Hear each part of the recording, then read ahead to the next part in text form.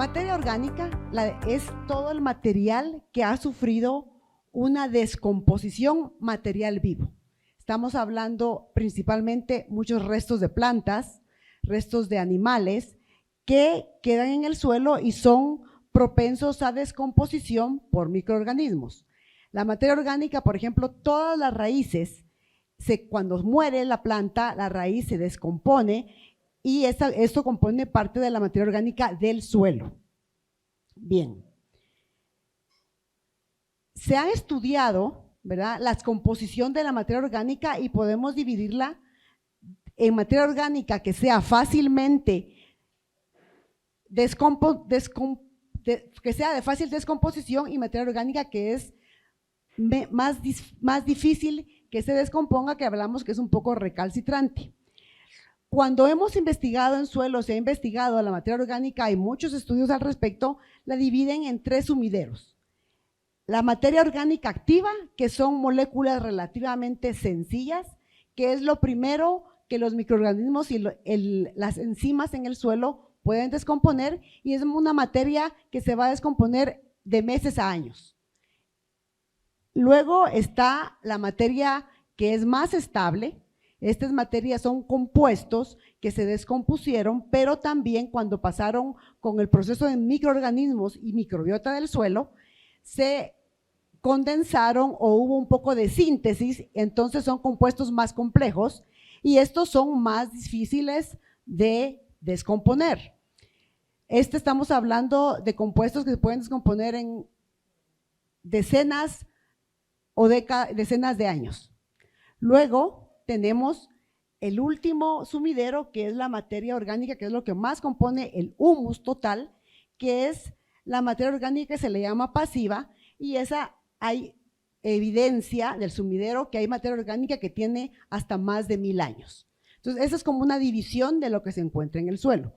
La materia orgánica pasiva y la medianamente estable se asocian con la arcilla del suelo, con la parte mineral del suelo, y mientras estén asociadas con esto están protegidas, por los cuales son todavía más difíciles de descomposición, pero tienen ventajas para el suelo y funciones para mejorar la salud del suelo e incluso la parte productiva.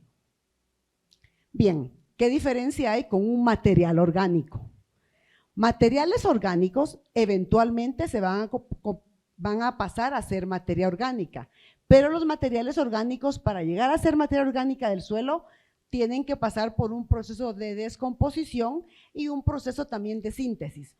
Cuando hablo de síntesis es que no solo se van rompiendo los compuestos, sino que también pueden unirse, y eso es lo que hace parte de los compuestos de la materia orgánica del suelo. Entonces, por ejemplo, el estiércol es un material orgánico. Este se irá descomponiendo cuando caiga en el suelo con los microbios y eventualmente se convertirá en materia orgánica.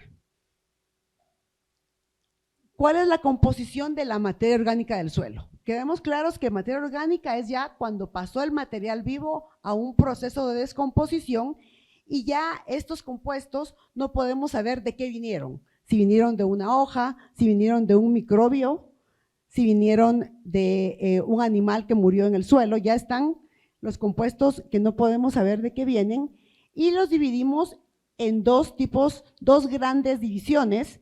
Una son los compuestos que les llamamos reconocibles, que son proteínas, péptidos, aminoácidos, azúcares, polisacáridos, ligninas. ¿Por qué? Porque sabemos la estructura, podemos ver cómo van a reaccionar y son identificables químicamente, les podemos poner incluso nombres. La otra parte de la materia orgánica es la parte compuesta por polímeros amorfos que le llamamos humus. El humus, aquí encontramos la materia medianamente que se descompone medianamente en el tiempo, medianamente estable, y la materia pasiva o la materia que está asociada a las arcillas y se encuentra dentro de los suelos. Estos polímeros, ponemos polímeros amorfos, ¿por qué? Porque son compuestos muy grandes, son compuestos complejos y que hay una diversidad infinita de los mismos. A estos se estudian como grupo y lo que se estudia y que es práctico es, bueno, qué funciones hacen, pero no se puede identificar uno por uno. Hay propuestas ahora que hay más formas de analizar como resonancia magnética nuclear, como masas, pues y se obtienen ideas mejores de qué son los compuestos que pertenecen al humus, que son estos polímeros amorfos, pero igual lo más importante es qué es lo que hacen, cuál es la función que tienen estos. Los compuestos reconocibles son de rápida oxidación. ¿Qué quiere decir? Los microbios los usan para energía. Nosotros, seres humanos, utilizamos la glucosa, el azúcar, como energía. ¿Qué hacemos? Esos enlaces que están en los carbohidratos, los cortamos, se cortan, o sea, se transmiten electrones y nosotros podemos vivir. ¿Cuál es el producto de esa reacción? CO2. Pues lo mismo pasa con los materiales orgánicos. La primera descomposición, ¿verdad? El 60% de los materiales orgánicos son agua y del 40% hay un 50% que se descompone rápidamente y se convierte en dióxido de carbono. Esta es fuente de energía de microorganismos y pertenece a lo que llamamos como materia orgánica activa. Los polímeros amorfos, ya hubo un proceso de descomposición, la materia orgánica o el alimento de los microorganismos aumenta la masa microbiana. Cuando estos mueren, hay reacciones con enzimas y hay una cosa muy particular. Son sustancias que no se pueden diferenciar de ningún desecho en particular y además, como hay síntesis quiere decir que se juntan unos con otros, se van uniendo, ya son polímeros muy grandes. Al hablar de polímeros estoy hablando de moléculas muy, muy grandes que conforman la parte que es el humus. Voy a mostrarles aquí algo que es tal vez lo importante en el humus, es los grupos funcionales. Entonces, los grupos funcionales en la materia orgánica, los más relevantes son los carboxilos, que están aquí representados, un carbono, los anillos aromáticos, fenoles, también hay pedazos nitrogenados, compuestos nitrogenados, y aquí lo interesante es que vean, un grupo funcional, como son los ácidos carboxílicos o los carboxilatos, pueden estar cargados negativa o pueden estar sin carga. Si le aplicamos un protón, este ya quedó sin carga. Esto es muy interesante porque esa es la razón por la cual la materia orgánica es amortiguador del pH de los suelos. Cuando nosotros encalamos, o si el pH del suelo es arriba, alrededor de 6, muchos de estos grupos van a estar cargados negativamente. Cuando se produce acidez en el suelo, la acidez, ¿verdad? Lo que nosotros medimos como acidez son protones. Cuando se producen protones por los efectos y las reacciones en el suelo, la materia orgánica, si está cargada negativa, lo puede absorber y ya queda sin carga. Y lo más importante es que este protón ya no está en la solución del suelo, sino que está sostenido. Lo mismo pasa cuando nosotros agregamos una cal. A veces dicen, agrego cal, encalo y el pH no se mueve o se mueve muy poquito. Suelos con altos contenidos de materia orgánica, como son los suelos de las pasturas de Cuyo, aquí en la región, lo que hacen es de que cuando encalo se neutraliza un protón en la solución del suelo y este protón de la materia orgánica se libera para restituir eso y entonces vuelvo a sentir el pH, casi que el cambio es muy pequeño. Estos son la capacidad amortiguadora. Estos grupos funcionales carboxilo también que hay en materias orgánicas son capaces, como están cargados negativos, de, cuando se agrega un catión, si hay un catión, de sostenerlo y que éste no se lixivie. Eso es lo responsable de lo que hablamos de que la materia orgánica incrementa la capacidad de intercambio catiónico de los suelos. ¿Por qué? Porque al tener muchos sitios negativos, al momento de yo agregar bases, cationes, o sea, fertilizantes, potasio, calcio, magnesio, estos los van a sostener y no se van a lixiviar. Eso es lo que hacen las funciones de la materia orgánica. Los compuestos aromáticos son compuestos de difícil descomposición y en el material orgánico les voy a mostrar un ácido húmico o una molécula de ácido húmico. Se encuentran muchos de estos condensados quiere decir juntos, y estos son parte que se asocian muy bien con las arcillas del suelo y las pegan, las coagulan, formando buena estructura. Otros grupos son los grupos fenólicos que depende del pH también pueden perder un protón y quedar negativos. Bueno, eso es la parte de los grupos funcionales. Entonces, esta materia orgánica, el humus, como es difícil de estudiar compuesto por compuesto, lo que se hizo es que se dividieron por extracción. Se agarra el humus y luego le agregaron agua, y los compuestos que eran solubles en agua de ese humus le llaman ácidos fúlvicos. Al ser solubles quiere decir que son más o menos cortos, tienen muchos grupos funcionales carboxílicos, alto contenido de oxígeno y son solubles en agua, son pequeños. Estas son algunas de las funciones que tienen los ácidos húmicos. Una función muy importante es que dado que tienen muchos, esa porción de materia orgánica tiene bastante número de grupos carboxílicos, puede recibir cationes y es lo que platicaba hace un momento de alta capacidad de intercambio catiónico, ¿verdad? Pueden tomar el magnesio, por ejemplo, un magnesio, pueden asociarse con potasio y entonces al ser muchos grupos y tener muchos grupos funcionales, eso incrementa el CIC del suelo, hasta es la materia orgánica responsable por más del 50% de la CIC del suelo, mucho más que las arcillas de carga constante. Luego está la porción que al ser más grandes no es soluble en agua y es la porción que se le agrega hidróxido de sodio, una base. Este neutraliza protones y los hace solubles, los forma como sal. Esa porción son moléculas más grandes y es lo que se llama ácidos húmicos. Tienen grupos funcionales igual, ¿verdad? Como ácidos carboxílicos, fenoles, pero ya son moléculas más complejas, más pesadas y por eso son solubles en base, no son solubles ni en agua ni en ácido. Los ácidos fúlvicos son solubles en agua y también son solubles en soluciones ácidas, que son más pequeños. Estos son en base y le llaman los ácidos húmicos. Bien, muy importantes. Estos tienen la capacidad, al ser tan grandes, de asociarse a moléculas de agua y sostener o retener agua que después puede usarse para las plantas, la pueden utilizar como fuente, ¿verdad? Ahí sí que de agua.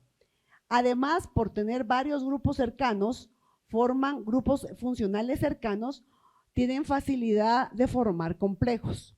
¿Eso qué quiere decir? Quiere decir que pueden agarrar un metal, por ejemplo, que esté en la superficie de la arcilla, como cobre, como zinc, metales que son micronutrientes para las plantas, los pueden quelatar, eso es como protegerlos, solubilizarlos, pues se pueden mover en el perfil del suelo y luego lo intercambian con las plantas. Estas son las estructuras, es una estructura ramificada, este es un ejemplo de una propuesta de cómo pensar en un ácido húmico y todas estas partes, tiene partes que son afines al agua y partes que no son afines al agua, hidrofóbicas e hidrofílicas, entonces tienen capacidad de guardar agua, pero también de asociarse con la parte del mineral del suelo que no tiene carga. Y la última división fue del humus, fue bueno, teníamos la parte de humus, la parte que se disuelve en agua, ácidos fúlvicos, la parte que se disuelve en base, ácidos húmicos, y lo que nos quedó es lo que llamamos huminas. Estas son sustancias, son compuestos complejos, muchos anillos aromáticos juntos, como que ya les mostré cómo serán los anillos aromáticos, están enormemente asociados con las arcillas del suelo, son de difícil composición, pero son las moléculas que forman la estructura del suelo. Cuando la materia orgánica existe la descomposición, para formarse huminas pueden pasar muchos años, o sea, no es un proceso rápido, es lo que va quedando, se van descomponiendo, luego va a ir reacciones. Estos forman la estructura del suelo y mientras no les llegue oxígeno, todos estos tipos de compuestos, ácidos húmicos y huminas, son difíciles de descomponer. En el momento que se le da la vuelta al suelo y se exponen al oxígeno, empieza la degradación y eventualmente se convierte también a dióxido de carbono. O sea, podemos tener y estos suelos orgánicos, suelos que se produjeron por la descomposición de materia orgánica por miles de años, como es en el caso de los Everglades en Florida, que en el momento que los drenaron y empezaron a cultivar, en cuestión de 50 años se bajó 1 metro de suelo. Esa materia orgánica se convirtió en CO2.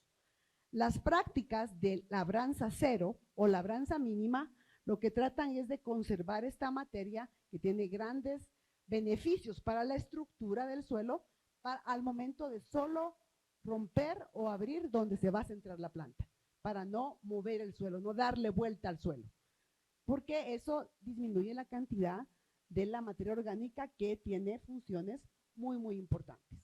Bien, ¿cuáles son las funciones de la materia orgánica? Mantiene una buena estructura del suelo. Es importante. Aquí tengo, supónganse son los materiales orgánicos, a eso se adhieren las arcillas, que son muy chiquititas, las arcillas son microscópicas, ¿verdad? No la podemos ver, es la porción mineral del suelo que no lo podemos ver con los ojos, no se puede ver con los ojos, pero son importantísimas porque si estas están dispersas, lo que se observa en macro es que no hay penetración, el suelo se hace como una capa impermeable. Las arcillas tienen que estar juntas y la materia orgánica es lo que hace que se formen las partículas que se adhieran, ¿verdad?, a los materiales orgánicos, las pega. Eso, quien mantiene una buena estructura, se forman al tener agregados, ¿verdad? Estos se llaman agregados. Los agregados tienen poros pequeñitos en los que queda agua y hay poros también de los agregados, forman poros grandes en donde pasa aire. Las raíces respiran. Entonces, el suelo no puede estar compacto y no puede haber intercambio, tiene que haber intercambio de gases para que la raíz pueda respirar y crecer. Y luego, la otra cosa importante es que al haber poros largos, los poros largos y los poros intermedios es intercambio de gases, pero hacen espacio y no hay resistencia para el crecimiento de la raíz puede explorar más, si explora más, encuentra más agua y la planta agarra más nutrientes, mejor desarrollo de la raíz. Esto, pues, como ya hablé, ¿verdad?, incrementan así los poros pequeños, se llenan de agua y ahí está el agua sostenida en el momento que hay diferencia, en el momento que hay sequía o problemas de agua, pues las plantas el suelo es más resiliente, las plantas pueden soportar un poco más porque dentro de la materia orgánica hay agua retenida. También el intercambio de gases, o sea, sale al respirar las raíces y los microorganismos están trabajando en el suelo, necesitan oxígeno y también liberan dióxido de carbono que tiene que salir de la superficie del suelo y pues, claro, disminuye la resistencia a la penetración de las raíces, que es muy importante. Recordemos que las raíces son las bocas de la planta, entonces entre mejor sistema radicular tengamos, va a haber mayor absorción de nutrientes y mejor desarrollo del pasto en este caso o de los cultivos. ¿Qué otras funciones? Pues bueno, al hacer agregados, cuando hay eventos de precipitación, el agua que está en exceso por la gravedad escurre, tiene por dónde pasar. Eso hace que haya infiltración y claro, a veces hay eventos tan grandes y en un lugar plano que pues vemos encharcamientos, pero si no hubiera materia orgánica, eso se hace una laguna. Entonces la infiltración, el drenaje de agua, como vimos con los ácidos húmicos, acompleja micronutrientes que después las plantas pueden intercambiar con la raíz, ¿verdad?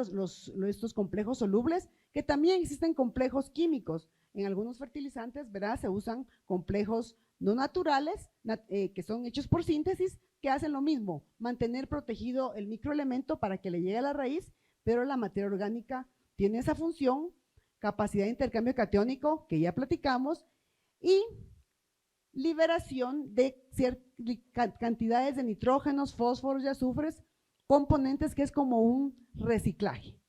Esta liberación se hace cuando hay descomposición y síntesis, cuando los microbios utilizan, al igual que nosotros, están hechos de proteínas, fosfolípidos, entonces los microbios usan los componentes de la materia orgánica para hacer masa microbiana y cuando llega a el momento en que ya no hay alimento, empieza la descomposición de estos y en esos puede haber liberación de nitrógeno, fósforo y azufre en especies que las plantas puedan absorber. La planta no puede absorber un nitrógeno de una proteína. Primero tiene que haber una descomposición y la planta toma nitrógeno como nitrato o amonio, toma azufre como sulfato y toma fósforo como fosfato. Entonces, el nitrógeno, el fósforo y el azufre que están en el material orgánico y en la materia orgánica, al momento de la descomposición y resíntesis, los microorganismos, depende del balance, liberan nitratos, o sea, nitrógeno en forma de nitratos o en forma de amonio, y eso se llama mineralización. Es parte del ciclo de la vida. En un sistema no productivo, en un sistema natural que no ha sido tocado por el hombre, ese reciclaje se va dando con el tiempo siempre. Pero no estamos sacando nada del sistema. En sistemas productivos, nosotros estamos extrayendo del sistema nitrógeno, fósforo y azufre y los estamos llevando, ¿verdad?, como alimento para las vacas, para el ganado, y eso entonces estamos sacándolo del suelo. Hay que volver, pues si yo quiero seguir produciendo, hay que regresar esos elementos para que haya producción vegetal. Y pues ya había explicado que es amortiguador en cambios de pH. Eso quiere decir que si agrego una base, el pH va a cambiar poco y con la acidificación, que es un problema que es real, ¿verdad? El ácido va, este lo va a sostener. Entonces tienen capacidad amortiguadora. Una cosa importante en la materia orgánica es que también puede absorber productos o compuestos potencialmente tóxicos. Un ejemplo que es aquí en la región de ustedes es el aluminio. Con esos pH de suelo, porque es muy interesante, los suelos son suelos rojos, han de ser ultisoles y oxisoles, sobre los que al desarrollar pasturas por mucho tiempo se ve la capa negra, que es la materia orgánica que se ha ido descomponiendo por todos los años que se han plantado estas praderas. En suelos ácidos, el problema es el aluminio, porque el aluminio impide que las raíces crezcan, que se desarrollen. Pero cuando hay buenos niveles de materia orgánica, la materia orgánica acompleja a ese aluminio y la raíz no lo ve.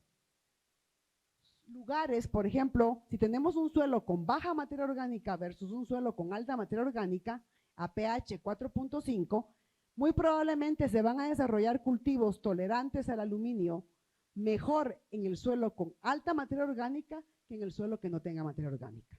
¿Por qué? Porque en la materia orgánica estos complejos pueden asociar no solo ese, sino que otros compuestos potencialmente tóxicos.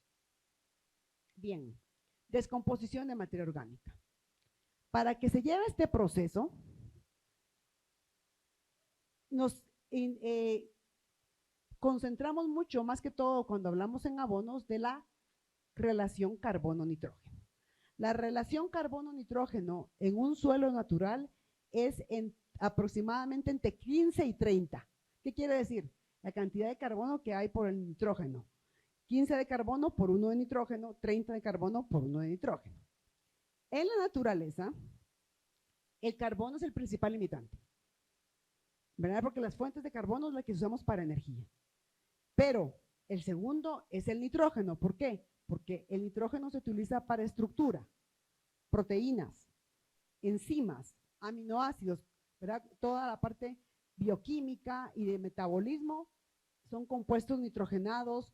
El fósforo se para formar membranas celulares. Pero bueno, cuando un material tiene mucho carbono, como por ejemplo plantas fibrosas, digamos, los restos del maíz, o acerrín, que es lo que sucede es que hay bastante carbono, que es el primer limitante, y entonces empieza a haber actividad microbiana para descomponerlo y empieza a absorber el nitrógeno, a incorporarlo a la masa microbiana. Ese proceso se llama inmovilización, porque el microorganismo va a agarrar el nitrógeno para integrarlo y no va a descomponerlo para que usen las plantas. Cuando se utilizan materiales que tienen una relación carbono-nitrógeno menor, entonces sí hay mineralización. O sea, hay carbono y el nitrógeno en exceso, el que no va a pasar a la masa microbiana, se lo pueden liberar los microorganismos en forma de nitratos de amonio y entonces está disponible para el cultivo. Es muy importante tener bien claro cuál es la relación carbono-nitrógeno del material orgánico que voy a agregar al suelo.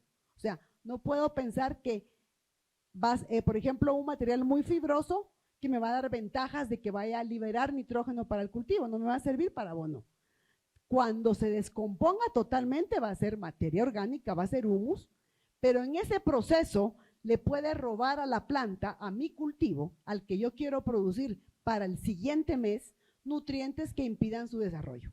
Entonces es muy importante entender esta relación, porque regularmente cuando se hacen abonos orgánicos en tipo compostas, se hacen mezclas. Se hacen mezclas de estos e incluso se les aplica nitrógeno de urea o nitrógeno pues, de otras fuentes para poder acelerar la descomposición y que ya esté estable el producto. Un ejemplo que he visto yo en Guatemala del peligro de agregar un producto que tiene una relación carbono-nitrógeno muy alta es en los ingenios. En los ingenios, después del proceso de fermentación del azúcar, producen etanol. Ese etanol lo destilan y el resto que les queda se llaman vinazas. Las vinazas son compuestos orgánicos, cadenas más o menos van a ser el tipo de ácidos fúlvicos, ácidos húmicos, pero con bastante carbohidrato de fácil descomposición. Si agregan muchísimo de eso sobre el suelo, lo que sucede es de que los microorganismos son más eficientes para pelear por el nitrógeno que las plantas. Y entonces la caña se ve amarilla. Pero ese es un desequilibrio que nosotros estamos haciendo, o sea, no es algo natural. Entonces, por eso es importante tener claro los análisis de los materiales que vamos a incorporar. Y bueno, ya después de esta explicación de qué es la materia orgánica, veamos qué son los abonos orgánicos. La idea de un abono orgánico es que con el material orgánico que yo agregue, se promueva que haya mineralización, la descomposición y la recomposición, o sea, la síntesis de ese proceso me va a liberar nitrógeno, fósforo, potasio que las plantas pueden utilizar para crecer. Pero ojo con esto, la mineralización, en primer lugar, tengo que agregar la cantidad de nitrógeno que estoy sacando del sistema. O sea, la materia no aparece por sí. Por agregar una materia orgánica o un abono orgánico, tengo que ver qué contenido de nitrógeno tiene. Supongamos que tenga un 2%. Bueno, hago mis cálculos, ese 2% de nitrógeno que estoy aplicando en una tonelada de materia orgánica, ¿qué equivalente de kilos de nitrógeno es? Y pensar que no se va a mineralizar todo. Cierta cantidad se va a inmovilizar, va a quedar en la biomasa de los microorganismos.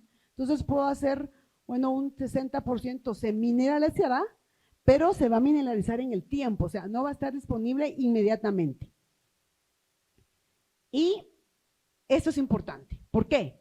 Porque si es un sistema natural, pues se va liberando poco a poco y no importa porque va a quedar ahí por siempre, no lo estoy consumiendo, pero si es una producción agrícola, hablemos de una gramínea, hablemos de caña, hablemos de maíz, hablemos de pastos, entonces estos tienen etapas fisiológicas en donde necesitan nitrógeno para la producción, para crecer.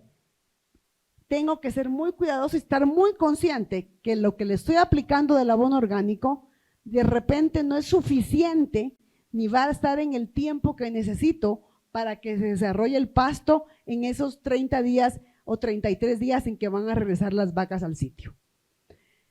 El pastoreo es una buena práctica en el sentido de que las vacas van dejando el estiércol donde van caminando y donde van comiendo y ese pues no es abono orgánico, se va a descomponer, pero como las cantidades no son enormes, es parte del sistema y va aumentando con el tiempo la materia orgánica. Pero si yo quiero un abono orgánico que voy a comprar de otra fuente, ¿verdad? O sea, en realidad sí estamos abonando un poco, pero solo es regresando un poco al sistema, pero si voy a comprar de afuera otra fuente, importante tener en cuenta el contenido de nitrógeno total, que eso es lo que da el análisis, y que la mineralización, la conversión de ese nitrógeno que está en proteínas y péptidos para que la planta lo agarre va a llevar cierto tiempo. ¿De qué depende la velocidad de mineralización? Bueno, depende de la vida del suelo, de los microorganismos, depende de la temperatura. En lugares cálidos es más rápido que en lugares fríos. En lugares fríos va a pasar, así como que, pero es más lento. La humedad, si no hay agua o si hay mucha agua, entonces la mineralización se estanca. Los yacimientos de ácidos y de ácidos húmicos que están en Canadá y que en Nuevo México fue materia orgánica que en épocas prehistóricas esos eran pantanos y se fue acumulando por millones de años, después se secó, cayeron sobre la superficie y quedó esa materia orgánica semidescompuesta o humus en la tierra y es lo que ahora extraen para llevar ácidos húmicos y ácidos fúlvicos concentrados hacia los cultivos. Pero para decir que la humedad tiene que haber la suficiente, muy poca para un desierto, pero no exceso porque también no va a haber mineralización. Y la textura. En suelos con altos contenidos de arcillas, la mineralización va a ser más lenta que en suelos con bajos contenidos de arcilla. Entonces, todos esos factores. Ahora, en mi sistema yo puedo hacer ciertas pruebas para tratar de predecir más o menos cuál va a ser la velocidad de mineralización y tener una idea en cuántas semanas en cuánto tiempo va a seguir ese nitrógeno dándose de a poquito. Yo estuve leyendo varias modelos, tesis, y hablan pues de 10 a 40 semanas. Si vamos a comprar un abono orgánico, es importante, primero, que sea un producto que vaya a ser inocuo. Quiere decir que no tenga patógenos. Para esto, un producto que sea estable, para que no provoque en mis suelos un desequilibrio, como pasa cuando se agrega mucha harina al suelo. Entonces, se recomienda utilizar compostas. La composta, ¿verdad?, es material orgánico que se empieza a descomponer todo junto, se le dan las condiciones, y en algunos lugares les agregan hasta microbios, y entonces toda esa energía de pasar del carbono orgánico a CO2, se crea mucha energía, sube la temperatura y entonces mueren patógenos. Ojo que hay abonos orgánicos, ¿verdad?, que pueden traer salmonela, pueden traer Escherichia coli, y que eso puede ser contraproducente. Entonces, el compostaje, ¿verdad?, tiene grandes ventajas. Una, reciclaje de nutrientes, se puede reducir la aplicación de fertilizante mineral, porque le estoy aportando, por ejemplo, el potasio que está en una composta va a estar disponible para el cultivo, a diferencia del nitrógeno que tiene que pasar proceso de descomposición. Y estoy también agregando materia orgánica al sistema, y la materia orgánica siempre es buena. O sea, la materia orgánica siempre es buena. Ahora, ¿cuáles son las desventajas o lo que tenemos que tener en la mente, en cuenta? Es que puede tener menos nutrientes que lo que requiere el cultivo. Y ahí lo que limita es el crecimiento y desarrollo del cultivo. Entonces, ojo con eso. Se puede complementar con fuentes naturales. La otra cosa que tomar en cuenta, que ya hablamos de la mineralización, es que no todos van a estar de forma inmediata. Entonces, en algunos sistemas intensivos, es necesario adición de fuentes nitrogenadas, que puede ser NitroXten, perdón el anuncio, pero NitroXten es un nitrógeno ureico con un inhibidor de ureasa que se puede aplicar en la superficie sin que haya pérdidas por volatilización, u otras fuentes nitrogenadas, nitratos o nitrato de amonio o nitratos de potasio, para poder complementar ese nitrógeno que no se le va a liberar inmediatamente.